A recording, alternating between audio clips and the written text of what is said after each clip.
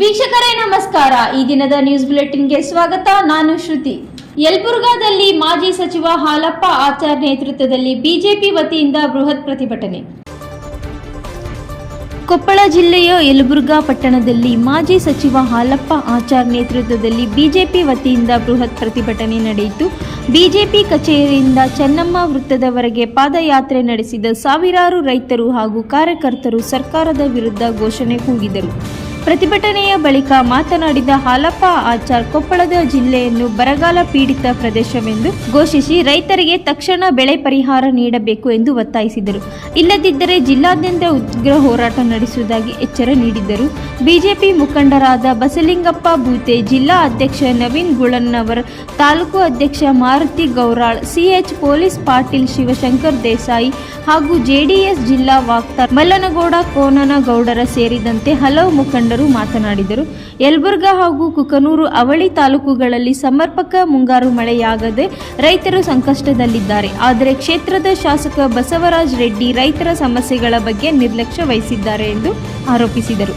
ಅವಳಿ ತಾಲೂಕಿನಲ್ಲಿ ರಸ್ತೆ ಹಾಗೂ ಮೂಲಭೂತ ಸೌಲಭ್ಯಗಳ ಸ್ಥಿತಿ ಹದಗೆಟ್ಟಿದ್ದು, ವಿಂಡ್ ಪವರ್ ಕಂಪನಿಗಳಿಂದ ರೈತರ ಮೇಲೆ ನಡೆಯುತ್ತಿರುವ ದೌರ್ಜನ್ಯವನ್ನು ತಕ್ಷಣ ನಿಲ್ಲಿಸಬೇಕು ಎಂದು ಆಗ್ರಹಿಸಿದರು. ಶಾಸಕರು ನೀಡಿರುವ 76 ಕೆರೆಗಳನ್ನು ತುಂಬಿಸುವ ಭರವಸೆಯನ್ನು 1 ವಾರದೊಳಗೆ ಈಡೇರಿಸದಿದ್ದರೆ ಜಿಲ್ಲಾ ಕಚೇರಿ ಎದುರು ಉಗ್ರ ಹೋರಾಟ ನಡೆಸುವುದಾಗಿ ಎಚ್ಚರಿಸಿದರು. ಪ್ರತಿಭಟನಾ ಬಳಿಕ ರಾಜ್ಯಪಾಲರಿಗೆ ಸಲ್ಲಿಸಬೇಕಾದ ಮನವಿ ಪತ್ರವನ್ನು ಉಪ ತಹಶೀಲ್ದಾರ್ ಮಲ್ಲನಗೌಡ ಅವರಿಗೆ ಬಿಜೆಪಿ ಮುಖಂಡರು ಹಾಗೂ ರೈತರ ಸಮ್ಮುಖದಲ್ಲಿ ಸಲ್ಲಿಸಿದರು. ಈ ಸಂದರ್ಭದಲ್ಲಿ ಮಹಿಳಾ ಮೋರ್ಚಾ ತಾಲೂಕು ಅಧ್ಯಕ್ಷೆ ಸಂತೋಷಿ ಜೋಶಿ, ಮಹಿಳಾ ಪದಾಧಿಕಾರಿಗಳು, ಯುವ ಮುಖಂಡರು, ಕಾರ್ಯಕರ್ತರು ಹಾಗೂ ಸಾವಿರಾರು ರೈತರು ಭಾಗವಹಿಸಿದ್ದರು. ವರದಿ ಸಿ ಆದಿ, NKS TV4 news, Yelburga. Yelburga ಮಂಡಲದ ವತಿಯಿಂದ ಹಮ್ಮಿಕೊಂಡಿರ್ತಕ್ಕಂಥ ಈ ಪ್ರತಿಭಟನೆಯ ನೆಚ್ಚಿನ ನಾಯಕರು, ಮಾಜಿ ಮಂತ್ರಿಗಳು ಆದಂತ ಸನ್ಮಾನ್ಯ ಶ್ರೀ ಹಾಲಪ್ಪ ಬಸಪ್ಪ ಆಚಾರ್ಜಿ ಅವರೇ, ಆದ್ರೆ ಕೆರೆ ತುಂಬಿಸತಕ್ಕಂಥ ನೀರನ್ನು ಇಲ್ಲಿವರೆಗೂ ನಾವು ಕ್ರಮ ವಹಿಸ್ತಾ ಇಲ್ಲ. ನೀವು ಡೆಲ್ಲಿಯಲ್ಲಿ ಬೀಡು ಬಿಟ್ಟಿದ್ದೀರಿ. ಡೆಲ್ಲಿಯಲ್ಲಿ ನಾನು ಸಚಿವನಾಗಬೇಕು ಅಂತ ಹೇಳಿ ಸನ್ಮಾನ್ಯ ಶಾಸಕರೇ, ಅಷ್ಟೊಂದು ದುರಾಸೆ ಯಾಕೆ?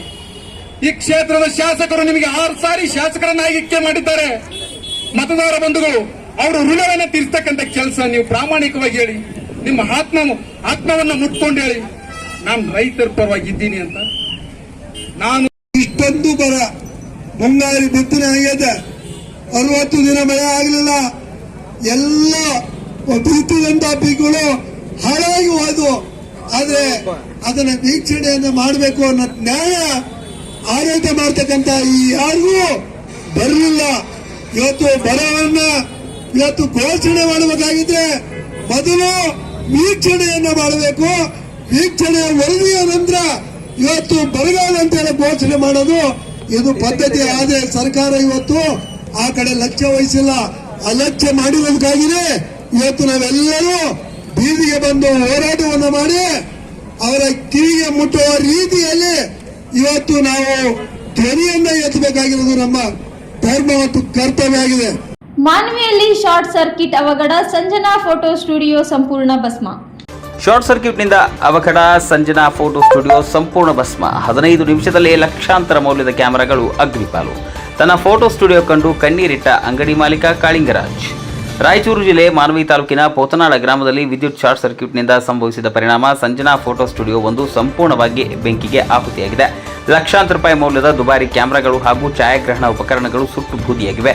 ಸೋಮವಾರ ಮಧ್ಯಾಹ್ನ 2 ಗಂಟೆ ಸುಮಾರಿಗೆ ಅಂಗಡಿ ಮಾಲೀಕ ಕಾಳಿಂಗರಾಜ್ ಅವರು ತಮ್ಮ ಮೊಬೈಲ್ ಫೋನ್ಗೆ ರೀಚಾರ್ಜ್ ಮಾಡಿಸಲು ಹತ್ತಿರದ ಅಂಗಡಿಗೆ ತೆರಳಿದರು. ಅವರು ವಾಪಸ್ ಬರುವಷ್ಟರಲ್ಲಿ ಕೇವಲ 15 ನಿಮಿಷದ ಅಂತರದಲ್ಲಿ ಸ್ಟುಡಿಯೋದಲ್ಲಿ ವಿದ್ಯುತ್ ಶಾರ್ಟ್ ಸರ್ಕ್ಯೂಟ್ನಿಂದ ಸಂಪೂರ್ಣವಾಗಿ ಸುಟ್ಟು ಭಸ್ಮವಾಗಿದೆ. ಸ್ಥಳೀಯರು ಕೂಡಲೇ ಧಾವಿಸಿ ಬಂದು ಬೆಂಕಿ ನಂದಿಸಲು ಹರಸಾಹಸಪಟ್ಟರು. ಆದರೆ ಅಷ್ಟರಲ್ಲಿ ಬೆಂಕಿ ಇಡೀ ಸ್ಟುಡಿಯೋಗೆ ವ್ಯಾಪಿಸಿತು. ನಂತರ ಸ್ಥಳಕ್ಕೆ ಅಗ್ನಿಶಾಮಕ ಸಿಬ್ಬಂದಿ ದೌಡಾಯಿಸಿ ಸದಶ್ರಮದಿಂದ ಬಳಿಕ ಬೆಂಕಿಯನ್ನು ಸಂಪೂರ್ಣವಾಗಿ ನಂದಿಸುವಷ್ಟರಲ್ಲಿ ಸ್ಟುಡಿಯೋದಲ್ಲಿದ್ದ ವಸ್ತುಗಳೆಲ್ಲ ಸುಟ್ಟು ಭಸ್ಮವಾಗಿದ್ದು, ತಮ್ಮ ಜೀವಮಾನದಲ್ಲಿ ಕಷ್ಟಪಟ್ಟು ಸ್ಥಾಪಿಸಿದ್ದ ಹಾಗೂ ನಂಬಿದ್ದ ಫೋಟೋ ಸ್ಟುಡಿಯೋ ಬೆಂಕಿಗೆ ಆಹುತಿಯಾಗಿ ಲಕ್ಷಾಂತರ ರೂಪಾಯಿ ಮೌಲ್ಯದ ದುಬಾರಿ ಕ್ಯಾಮೆರಾಗಳು ಮತ್ತು ವೃತ್ತಿಪರ ಛಾಯಾಗ್ರಹಣ ಉಪಕರಣಗಳು ಕಣ್ಣೆದುರಲ್ಲೇ ಸುಟ್ಟು ಹೋಗಿರುವುದನ್ನು ಕಂಡು ಅಂಗಡಿ ಮಾಲೀಕ ಕಾಳಿಂಗರಾಜ್ ಕಣ್ಣೀರಿಟ್ಟಿದ್ದಾರೆ. ಈ ದುರ್ಘಟನೆಯಿಂದ ಮಾಲೀಕ ಆಘಾತಕ್ಕೊಳಗಾಗಿದ್ದು ಸೂಕ್ತ ಪರಿಹಾರ ನೀಡುವಂತೆ ಸ್ಥಳೀಯರು ಒತ್ತಾಯಿಸಿದ್ದಾರೆ. ವರದಿ MD Ghouse, NKS TV4 Manvi.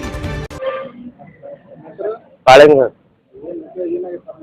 Sir. Studio ಬೆಂಕಿ ಐತಿ ಸರ್ ಒಳಗಡೆ. ಇದು 2:15 ಆಗೈತೆ. ಏನು ಓದೇ ಇಲ್ಲ ಸರ್, ನನಗೆ ಹೆಂಗ್ ಬಂದಿನ ಹಂಗೆ ಇದೆ, ಏನು ಓದೇ ಇಲ್ಲ. ನಾನು ಹೊರಗಡೆ ಕರೆನ್ಸಿ ಹಾಕ್ಸ್ಕೊಂಬರಕ್ ಹೋಗಿದ್ದೆ ರೀ, 10 ರಿಂದ 15 ನಿಮಿಷದಾಗ ಪೂರಾ ಏನು ಓದೇ ಇಲ್ಲ.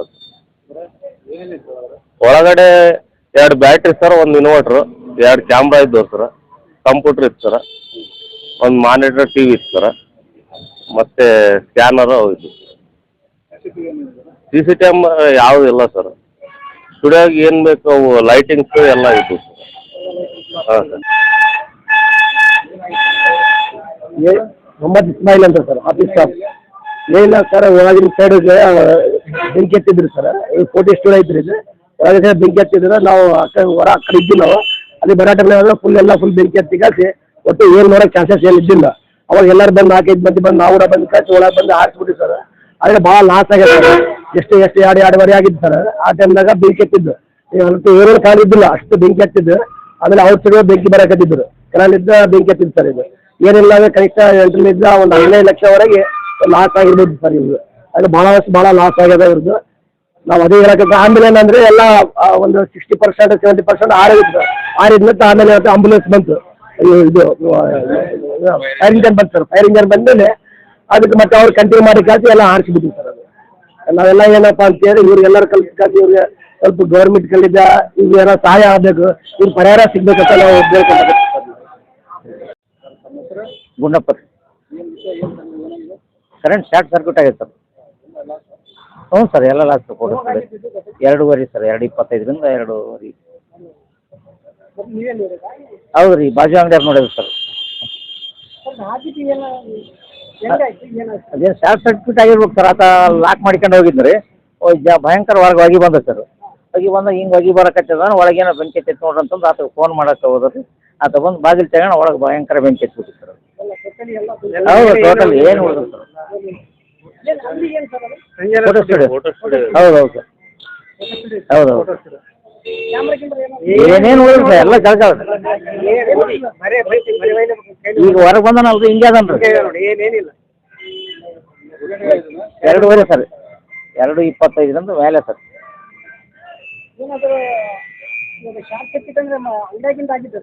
ಅಂಗಡಿಯಾಗಿಂದ ಆಗೈತೆ ಸರ್, ಗೊತ್ತಿಲ್ಲ. ಲಕ್ಷ್ಮೇಶ್ವರದಲ್ಲಿ ಮಕ್ಕಳ ಮೇಲೆ ಬೀದಿ ನಾಯಿಗಳ ಹಾವಳಿ, ಒಂದೇ ವಾರದಲ್ಲಿ 2 ಮಕ್ಕಳ ಮೇಲೆ ದಾಳಿ. ಲಕ್ಷ್ಮೇಶ್ವರ ಪಟ್ಟಣದಲ್ಲಿ ಮಕ್ಕಳ ಮೇಲೆ ಬೀದಿ ನಾಯಿಗಳ ಹಾವಳಿ, ಒಂದೇ ವಾರದಲ್ಲಿ 2 ಮಕ್ಕಳ ಮೇಲೆ ನಾಯಿಗಳ ದಾಳಿ. ರಸ್ತೆಯಲ್ಲಿ ಹೋಗ್ತಿದ್ದ ಮಕ್ಕಳ ಮೇಲೆ ಏಕಾಏಕಿ ದಾಳಿ ಮಾಡಿದ ನಾಯಿಗಳ ಗ್ಯಾಂಗ್. 2 ವರ್ಷದ ಮಗು ರಾಹ ಮೇಲೆ ದಾಳಿ, ಮಗುವಿಗೆ ಗಂಭೀರ ಗಾಯ, ಮಗುವಿನ ನರಳಾಟ. ನಾಯಿಗಳ ದಾಳಿಗೆ ಮಗುವಿನ ತಲೆಗೆ ಗಂಭೀರ ಗಾಯ. ಲಕ್ಷ್ಮೇಶ್ವರ ಪಟ್ಟಣದ 5ನೇ ವಾರ್ಡ್ನಲ್ಲಿ ನಾಯಿಗಳ ಹಾವಳಿಗೆ ಬೆಚ್ಚಿ ಬಿದ್ದ ಜನರು. 4 ದಿನಗಳ ಹಿಂದೆಯೂ ಓರ್ವ ಮಗುವಿನ ಮೇಲೆ ದಾಳಿ ಮಾಡಿದ ನಾಯಿಗಳು. ರಾಹಾಗೆ ಗದಗನ ಜಿಮ್ಸ್ ಆಸ್ಪತ್ರೆಯಲ್ಲಿ ಚಿಕಿತ್ಸೆ ನೀಡಿ ಮನೆಗೆ ಕರೆದುಕೊಂಡು ಬಂದ ಪೋಷಕರು. ಮಕ್ಕಳ ಮೇಲೆ ನಾಯಿ ಪದೇ ದಾಳಿ ಮಾಡಿದರೂ ಪುರಸಭೆ ಅಧಿಕಾರಿಗಳು ಯಾವುದೇ ಕ್ರಮ ಕೈಗೊಳ್ಳುತ್ತಿಲ್ಲ ಎಂದು ಗಾಯಗೊಂಡ ಮಕ್ಕಳ ಪೋಷಕರು ಆಕ್ರೋಶವನ್ನು ವ್ಯಕ್ತಪಡಿಸಿದರು. ಈ ಕುರಿತು ಮಾಹಿತಿ ನೀಡಿದ ಪುರಸಭೆ ಮುಖ್ಯಾಧಿಕಾರಿ ಪರಶುರಾಮ್ ಗುಡದಾರಿ, ಯಾರೂ ನಾಯಿಗಳ ಬಗ್ಗೆ ಭಯಪಡಬೇಡಿ, ಪುರಸಭೆಯಿಂದ ಎಲ್ಲ ಸೆರೆ ಹಿಡಿಯುವ ಕ್ರಮ ಕೈಗೊಳ್ಳುತ್ತೇವೆ ಎಂದು ಭರವಸೆ ನೀಡಿದರು. ವರದಿ ವೀರಣ್ಣ ಹಡಪದ್, NKS TV4 ಲಕ್ಷ್ಮೇಶ್ವರ.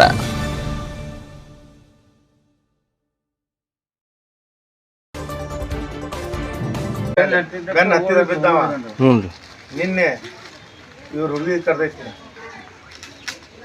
ಇದು ಹುಡುಗ ಬೆನ್ನ ಹತ್ತಿದಕ್ಕೆ ಹೋಗಿ ಬಿದ್ದಾನೆ.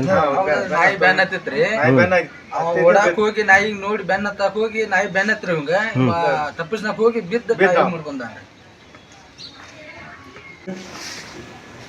ಇಲ್ಲ ರೀ, ನಾಯಿ ಬಾಳ್ ಬರಾತಿತ್ರಿ ನಮ್ಮ ಮನ್ಯಾಗ. ಅಂದ್ರ ಹುಡುಗರ್ಗೆ ಹೊರಗ್ ಕಳ್ಸಕ್ ನಾವ್ ಆಗ್ತಿಲ್ಲ ರೀ. ಒಂದ್ ಇಲ್ಲಿ ಒಣ್ಯಾಗ ಒಂದ್ ಆಗೈತ್ರಿ ಸರ್, ಬಾಲ್ವಾಡಿಗೆ ಆಗಿಲ್ಲ ಹುಡುಗರ್ಗೆ. ಒಣ್ಯಾಗ ಹುಡುಗರ್ನ ಒಂದ್ ಆಗೈತ್ರಿ, ಅದಕ್ಕೆ ನಿನ್ನೆ ನಾವು ಹೊರಗನ ಕಳ್ಸಿಲ್ಲ ರೀ ಮಕ್ಕಳಿಗೆ. ಒಂದಕ್ ಹೋದ್ರನ ಕರ್ಕೊಂಡ್ ಹೋಗಿವ್ರಿ, ಕರ್ಕೊಂಡ್ ಬಂದಿವ್ರಿ. ಬಾಳ್ ಜೊಪಾಗಿಂದ ನೋಡಿವ್ರಿ. ನಿನ್ನೆ ನಾವ್ ಮಕ್ಕಳಿಗೆ ಆಟ ಆಡಕ್ನ ಕಳ್ಸಿಲ್ಲ ರೀ. ನಿನ್ನೆ ಬಾಳ್ ಸಮಸ್ಯೆ ಆಗತೈತ್ರಿ, ನಾಯಿಂದ ಬಾಳ್ ಸಮಸ್ಯೆ ಆಗ್ಬಿಟ್ಟೈತ್ರಿ. ನಮ್ದು ವಸೀಂ ಮಕಾಂದಾರ್ ಅಂತ್ರಿ. ನಿನ್ನೆ ಇಲ್ಲಿ ಆಟ ಆಡ ಮುಂದ್ರಿ ಬೀದಿ ನಾಯಿ ಬಂದು ತೆಲಿಗೆ ಕಡ್ದೈತಿ ನೋಡ್ರಿ. ಇಲ್ಲಿ ಈ ನಮೂನಿ ಬೀದಿ ನಾಯಿ ಬಂದು ಎಲ್ಲಾರಿಗೆ ಕರ್ಕೊಂಡು ಹೋದ್ರ ನಮ್ಮ ಬಡವ್ರ ಪರಿಸ್ಥಿತಿ ಏನಾಗ್ಬೇಕು ಅನ್ನೋದು ಮೊನ್ನೆ ಹೋಗಿ ಮುನ್ಸಿಪಾಲ್ಟಿಗೆ ಅರ್ಜಿನ ಕೊಟ್ಟು ಬಂದಿದ್ವಿ. ಅದು ಅವ್ರೇನ ಇದು ಮಾಡಿಲ್ರಿ, ಪರಿಹಾರ ತಗೊಂಡಿಲ್ಲ ಇನ್ನೂವರೆಗೂ. ನಿನ್ನೆ ಮತ್ತೆ ನಮ್ಮ ಹುಡುಗಿಗೆ ಆಗೈತ್ರಿ. ನಿನ್ನೆ ಇಲ್ಲಿ ಮಲ್ನಾಡ್ ದವಾಖಾನೆಗೆ ತೋರಿಸ್ಕೊಂಡ್ ಬಂದು ಮತ್ತೆ ಅವ್ರು ಏನಂದ್ರ ಇಲ್ರಿ ಸ್ವಲ್ಪ ಜಾಸ್ತಿನ ಆಗೈತಿ, ಜಿಲ್ಲಾ ಆಸ್ಪತ್ರೆಗೆ ಹೋಗ್ರಿ ಅನ್ನೋದಕ್ಕೆ ಮತ್ತೆ ಅಲ್ಲಿ ಹೋಗಿ ಬಂದಿವ್ರಿ. ಸ್ವಲ್ಪ ನಮ್ದು ಏನ್ ಐತಿ ನೋಡ್ರಿ, ಸ್ವಲ್ಪ ಪರಿಹಾರ ನಾಯಿ ಬಗ್ಗೆ ಸ್ವಲ್ಪ ವಿಚಾರ ಮಾಡ್ಬೇಕು ಅನ್ನೋದು ನಮ್ದು ವಿನಂತಿ ನಿಮ್ ಮುಂದೆ ನೋಡ್ರಿ. ಸರ ಓಣ್ಯಾಗ ನಾಯಿ ಭಾಳ ಆಗ್ಯಾವ್ರಿ. ನಿನ್ನೆ ಒಂದು ಅಂಗನವಾಡಿ ಹುಡುಗಿ ಹೊಂಟಿದ್ಲು, ನಿನ್ನೆ ನಾಯಿ ಕಚ್ಚೈತಿ. ಓಣ್ಯಾಗ ನಾಯಿ ಭಾಳ ಊರಾಗ್ಯಾವು. ಏನರ ಒಂದು ಹಿಡ್ಕೊಂಡು ಹೋಗಂತ ನಾವು ಇದು ಮುನ್ಸಿಪಾಲ್ಟಿಗೆ ಹೇಳಿದ್ವಿ, ಅವ್ರು ಏನು ತೊಗೊತಾ ಇಲ್ಲ. ಇಲ್ಲಿ ನೋಡಿದ್ರೆ ಅಂಗನವಾಡಿ ಐತಿ, ಇಲ್ಲಿ ಮದರ್ಸ್ ಐತಿ, ಇಲ್ಲೇ ಬರೋಕೆ ನಮ್ಮ ಹುಡ್ರ. ಮನ್ಯಾಗ ಏನು ಸಣ್ಣ ಸಣ್ಣ ಹುಡ್ರ ಹೊರಗೆ ಬರ್ತಾಯಿರ್ತಾವೆ ಆಟ ಆಡಕ್ಕೆ, ಅವು ಬಂದು ಗಬ್ಕನ ಹಿಡಾಕತ್ತವು. ನಿನ್ನೆ ದವಾಖಾನೆ ಕರ್ಕೊಂಡು ಹೋಗಿದ್ವಿ, ಅಲ್ಲಿ ಹಿಡಿಲಿಲ್ಲ. ನಿನ್ನೆ ಗದಗ್ಗೆ ಹೋಗಿದ್ವಿ ಜಿಲ್ಲಾಸ್ಪತ್ರೆಗೆ. ಅಲ್ಲಿಂದ ಮತ್ತೆ ಏನು ಮಾಡಿದ್ರೆ ನೋಡ್ರಿ, ಏನು ಆರಾಮಾದ್ರೆ ಚಲೋ ಇಲ್ಲ, ಮತ್ತೆ ಹುಬ್ಳಿಗೆ ಹೋಗಿ ಅಂತಾರೆ. ಈಗ ಆ ಸಮಸ್ಯೆ ಆಗತ್ತಂದ್ರೆ ಹೆಂಗೆ ಇದನ್ನ ಭಾಳ ಆಗ್ಯಾವ ನಮ್ಮ ಊರಾಗ ಓಣ್ಯಾಗ. ಮಕಾನ ಓಣ್ಯಾಗ ಭಾಳ ಆಗ್ಯಾವ್ರಿ. ಏನು ರೀ ಅದ ಓಣೆ ಅಂತೆಲ್ಲ ಎಲ್ಲ ಓಣ್ಯಾಗ ಭಾಳ ಆಗ್ಯಾವು. ಸ್ವಲ್ಪ ಏನರ ತೀರ್ಮಾನ ತೊಗೊಂತ ನಾವು ಹೇಳಕತ್ತೀವಿ. ಹಿಂಗಿಂತ ಮುಂಚೆನೂ ಹೇಳಿದ್ವಿ, ಏನು ತೊಗೊಂಡಿಲ್ಲ. ಸಣ್ಣ ಸಣ್ಣ ಹುಡುಗ ಸಣ್ಣ ಇದು ಆಟ ಆಡ್ಕೊಂತ ಇರ್ತಾವೆ. ಇದು ಅಂಗನವಾಡಿ ಕಳ್ಸೋದು ಹೆಂಗೆ ನಾವು ಮನೆಗಿಂತ ಹೊರಗೆ ಕಳ್ಸೋದು ಭಾಳ ಕಷ್ಟ ಆಗೈತಿ. ಎಲ್ಲ ಹೆದರಿಕೆ ಬರಾಕತ್ತವ, ಬರೀ ಆಟ ಆಡಕ್ಕೆ ಹೋದ್ರೂ ಹೆದರಿಕೆ ಬರಾಕತ್ತದ. ಯಾವ್ದಾರ ಒಂದು ನಾಯಿ ಬಂದ್ರೆ ಹಿಂಗೆ ಆಗಿದ್ರೆ ಹಂಗೆ ಏನ ತೀರ್ಮಾನ ತಗೊಂತ ನಾವು ಕೇಳ್ಕೊಂತೀವಿ. ಯಲಬುರ್ಗಾದ ಪಟ್ಟಣ ಪಂಚಾಯಿತಿ ನಿರ್ಲಕ್ಷ್ಯ, ತಿಂಗಳ ಕಳೆದರೂ ದುರಸ್ತಿಯಾಗದ ಗಟಾರ್. ಪಟ್ಟಣ ಪಂಚಾಯಿತಿ ನಿರ್ಲಕ್ಷ್ಯ, ತಿಂಗಳು ಕಳೆದರೂ ದುರಸ್ತಿಯಾಗದ ಚರಂಡಿ. ಯಲಬುರ್ಗಾ ಪಟ್ಟಣದ ಸಾರ್ವಜನಿಕರ ಜೀವಕ್ಕೆ ಅಪಾಯ ತಂದಿಟ್ಟಿರುವ ಚರಂಡಿ ಸಮಸ್ಯೆ ತಿಂಗಳಾದರೂ ಬಗೆಹರಿದಿಲ್ಲ. ರಸ್ತೆ ಮಧ್ಯದಲ್ಲಿ ಒಡೆದು ಬಿದ್ದಿರುವ ಚರಂಡಿ ಸ್ಲ್ಯಾಬ್ನಿಂದ ವಾಹನ ಸವಾರರು, ಪಾದಚಾರಿಗಳು ಆತಂಕದಲ್ಲಿ ಸಂಚರಿಸುವಂತಾಗಿದೆ. ಯಲಬುರ್ಗಾ ಪಟ್ಟಣದ ದ್ಯಾಮವ್ವ ದೇವಸ್ಥಾನದಿಂದ ಪಾಂಡುರಂಗ ದೇವಸ್ಥಾನ ಹಾಗೂ ವೀರಭದ್ರೇಶ್ವರ ದೇವಸ್ಥಾನಕ್ಕೆ ಸಂಪರ್ಕಿಸುವ ರಸ್ತೆಯಲ್ಲಿ ಚರಂಡಿ ಮೇಲಿನ ಸಿಮೆಂಟ್ ಸ್ಲ್ಯಾಬ್ ಒಡೆದು ಹಲವು ದಿನಗಳು ಕಳೆದಿವೆ. ರಸ್ತೆ ತಿರುವಿನಲ್ಲಿ ಈ ಗುಂಡಿ ನಿರ್ಮಾಣವಾಗಿರುವುದರಿಂದ ವಾಹನ ಸವಾರರಿಗೆ ಅದು ಗೋಚರಿಸದೆ ಅಪಘಾತಕ್ಕೆ ಭೀತಿ ಎದುರಾದಂತಾಗಿದೆ. ಕೇವಲ 15ರಿಂದ 15 ಅಡಿ ಅಗಲದ ಈ ರಸ್ತೆಯಲ್ಲಿ ಶಾಲಾ ವಾಹನಗಳು, ರೈತರ ಟ್ರ್ಯಾಕ್ಟರ್ಗಳು ಸೇರಿದಂತೆ ನಿತ್ಯ ನೂರಾರು ವಾಹನಗಳು ಸಂಚರಿಸುತ್ತವೆ. ಗುಂಡಿಯಲ್ಲಿ ವಾಹನ ಸಿಲುಕಿದರೆ ಅಪಘಾತ ಸಂಭವಿಸುವುದು ಖಚಿತ ಎಂದು ಸ್ಥಳೀಯರು ಆತಂಕ ವ್ಯಕ್ತಪಡಿಸಿದ್ದಾರೆ.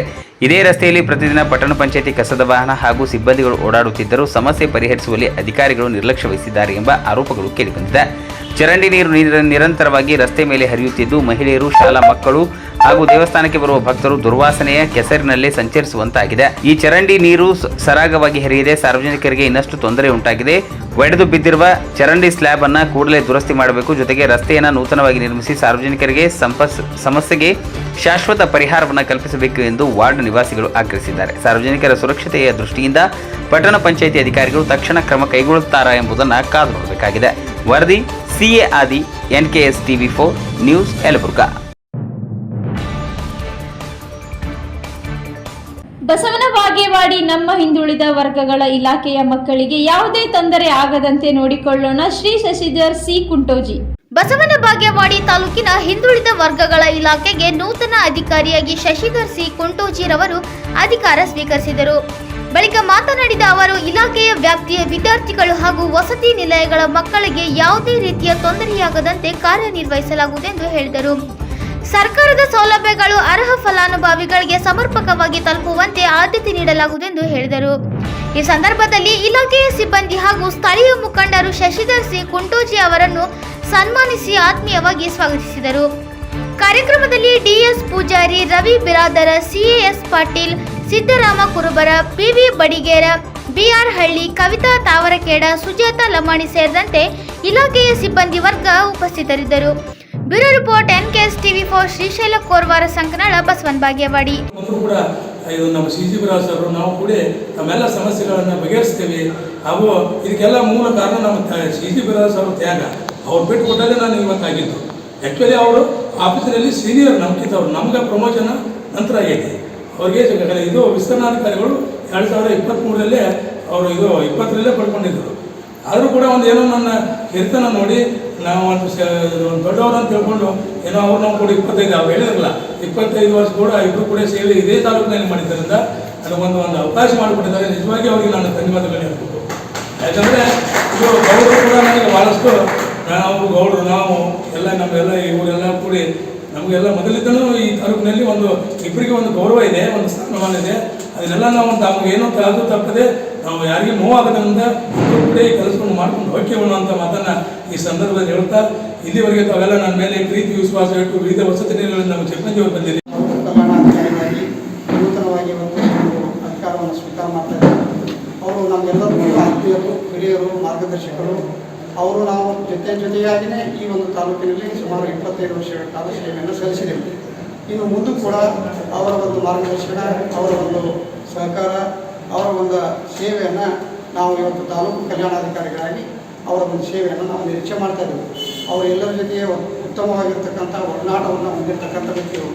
ಎಲ್ಲ ನಿಲಯ ಮೇಲ್ವಿಚಾರಕರ ಜೊತೆ, ಎಲ್ಲ ನಮ್ಮ ವಸತಿ ನಿಲಯದ ಸಿಬ್ಬಂದಿಗಳ ಜೊತೆ, ಅಡುಗೆಯವರಾಗಿರ್ಬೋದು, ಅಡುಗೆ ಸಹಾಯಕರಾಗಿರ್ಬೋದು, ಎಲ್ಲರ ಜೊತೆ ಒಂದು ಉತ್ತಮವಾಗಿರ್ತಕ್ಕಂಥ ಒಡನಾಟವನ್ನು ಹೊಂದಿ ಎಲ್ಲರ ಒಂದು ವಿಶ್ವಾಸ, ಪ್ರೀತಿ ಗಳಿಸಿರ್ತಕ್ಕಂಥ ವ್ಯಕ್ತಿಗಳು.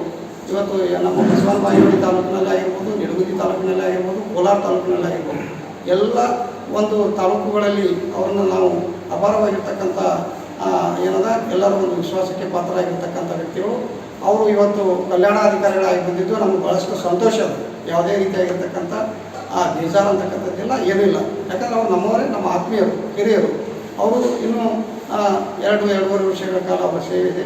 ಹಾಗಾಗಿ ಅವರು ಕಲ್ಯಾಣಾಧಿಕಾರಿಗಳಾಗಿ ಉತ್ತಮವಾಗಿರ್ತಕ್ಕಂಥ ಸೇವೆಯನ್ನು ಸಲ್ಲಿಸಲಿ, ನಮಗೆ ಒಳ್ಳೆಯ ರೀತಿಯಾಗಿರ್ತಕ್ಕಂಥ ಮಾರ್ಗದರ್ಶನವನ್ನು ನೀಡಿ ಮತ್ತು ಬಸವನ ಬಾಗೇವಾಡಿಯ ಆರಾಧ್ಯ ದೈವವಾಗಿರ್ತಕ್ಕಂಥ ಮೂಲ ನಂದೀಶ್ವರರ ಬಸವಣ್ಣನವರ ಆಶೀರ್ವಾದ ಅವರ ಮೇಲೆ ಇರಲಿ ಅಂತಕ್ಕಂಥ ಮಾತನ್ನು ಹೇಳ್ತಾ ಅವರಿಗೆ ಶುಭ ಹಾರೈಕೆಗಳನ್ನು ಸಲ್ಲಿಸ್ತಾ ನನಗೆ ಇಲ್ಲಿವರೆಗೆ ಮಾತನಾಡಲಿಕ್ಕೆ ಸ್ನೇಹಿತರಾದಂಥ ಶ್ರೀ ಸಿ ಕುಂಟೂಜಿಯವರು ತಾಲೂಕು ಕಲ್ಯಾಣಾಧಿಕಾರಿಗಳ